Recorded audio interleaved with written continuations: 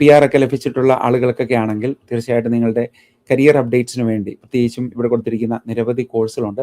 അവയൊക്കെ നിങ്ങൾക്ക് ഫ്രീ ആയിട്ട് പഠിക്കാനുള്ള അവസരം ഓഗസ്റ്റ് മാസം വരെയേ ഉള്ളൂ. അതിനുശേഷം വിവിധ ഫണ്ടുകൾ ഇപ്പോൾ കനേഡിയൻ ഗവൺമെൻറ് കുറച്ചു വരികയാണ്. പ്രത്യേകിച്ചും ഒണ്ടേരിയോ ഗവൺമെൻറ്റിൻ്റെ വിവിധ പ്രോഗ്രാമുകൾ, അതോടൊപ്പം തന്നെ ഫെഡറൽ ഗവൺമെൻറ്റിൻ്റെ ഫണ്ട് കട്ട്സ് ഒക്കെ ഉണ്ടായിട്ടുണ്ട്. ആയതിനാൽ എന്തെങ്കിലുമൊക്കെ പഠിക്കാൻ വേണ്ടി പ്ലാനുള്ളവർ, പ്രത്യേകിച്ചും ന്യൂ കമേഴ്സായിട്ട് ഇവിടെ PR വന്നിട്ടുള്ളവരോ അല്ലെങ്കിൽ PR ലഭിച്ചിട്ടുള്ളവരോ ഒക്കെ കനേഡിയൻ സ്കിൽസ് ഡെവലപ്മെൻറ്റ് സെൻറ്ററിനെ കോൺടാക്ട് ചെയ്യും. ഇവിടുന്ന് ഗൈഡൻസ് തീർച്ചയായിട്ടും നിങ്ങൾക്ക് തേടുകയും ചെയ്യാവുന്നതാണ്.